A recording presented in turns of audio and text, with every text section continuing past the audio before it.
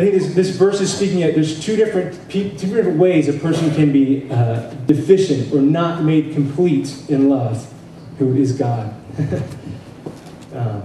And no, I said this before, and we'll read 1 John. No one is perfect, okay?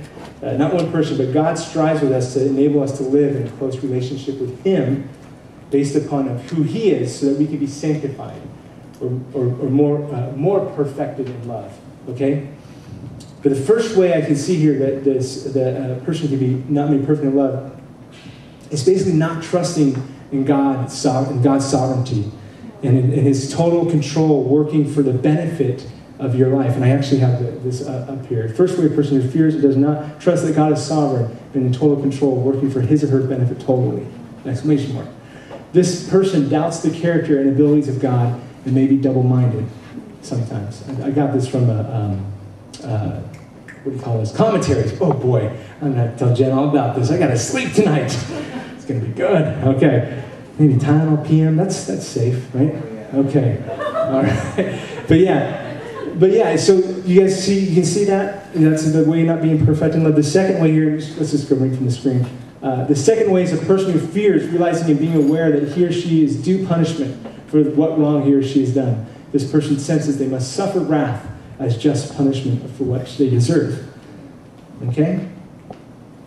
So this verse, there's a lot of meat here. There's a lot of things we can go in different directions. But I believe that there is resolution for these two problems, and I'm looking through my notes to find where that is real quick. I am sorry, guys. Let me just read it for a future event. Okay, yeah, I just read that. Okay. So yeah, I don't really need to explain those, right? You guys got that? You can see that makes sense. I just want to ask these questions because I think it's more inductive to ask questions, right? Do you fear because you're not trusting the character of God? Bottom line. Are you in a fearful thing? You're worried about your future. You're fearing it, and you're not being perfected in love because you're not trusting in God's character, who He is.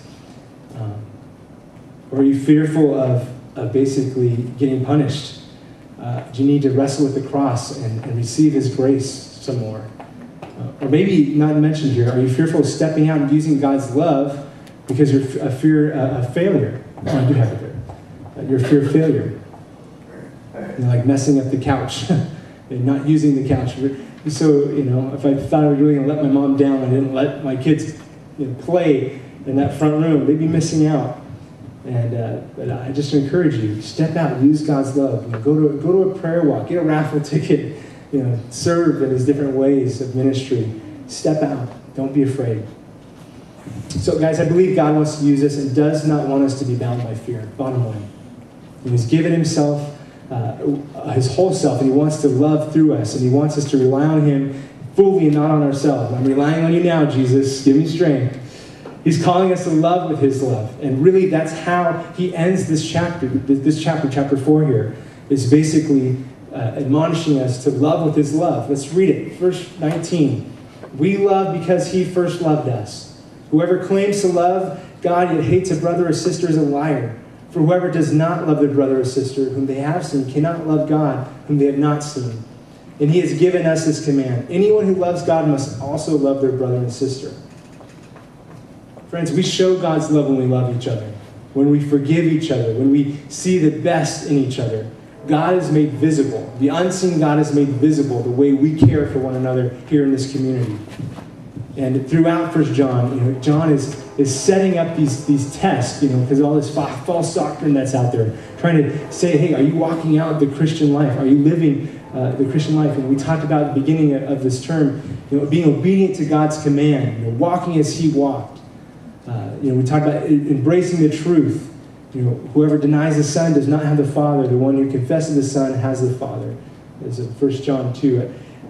And the third test, really, being obedient to God's commands, embracing the truth, is to love others. That is a sign of us living the Christian life. It's the real test of knowing God comes through whether we are actually using His love from Him to love others.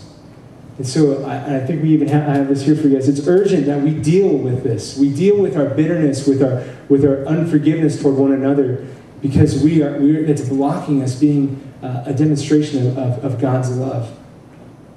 And just to bring this up, the core leaders, we just went through a wonderful study on Friday there, just about dealing with our junk, dealing with our unforgiveness, our bitterness, and pain. And so they have great tools right in their back pocket to walk through letting go some of that stuff with you guys. Encourage you when you're talking to your core group leader about that. If you're like, I do have some issues I need to deal with. And I just be very, very candid with you guys. You don't have to make up, this love that does not exist. We live the life of love by faith. It's like, I'm not feeling it. It's not a feeling you have to conjure up. It's a faith that we have in who God is and in His love.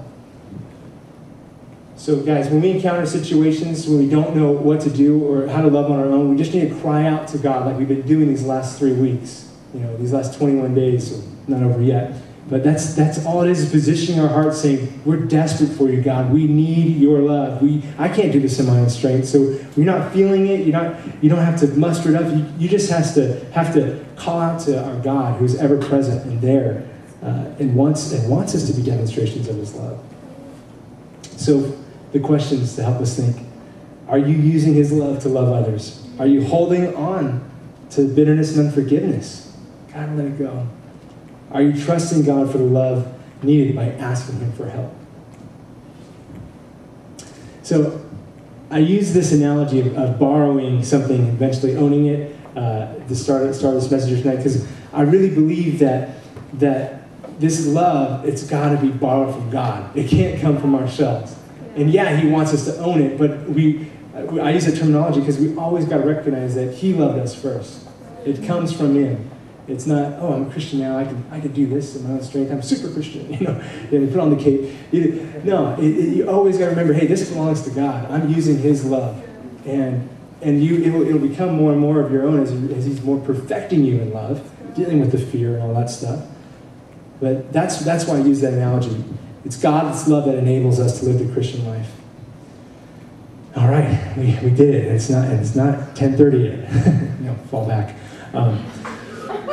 But I've asked a lot of questions tonight, and I hope these questions have started stirring up some thoughts in your heart as you've been processing with the Lord. And I'd like to just take a couple minutes. We do this each week here just to process with the Lord. And I'd like to invite some of the worship team to come up, just lead us into some music. We'll close the night this way, just a couple minutes. I feel like it'd be wrong if we just kind of run out here and I just kind of shared all of these things with you guys. Let's just take a moment to process with the Lord. And it's an ongoing process, but let's begin that tonight. And so, just a moment here, I'm just going to ask everyone to stand up in a moment, not yet. And as the worship team plays and the lights go down low, I think it'd be easier to respond if we just spread out of the room. Just get out of your seat and just use these other aisles over here, and just get alone with the Lord and process. God, is there some places where I need to borrow your love, and I need to own it.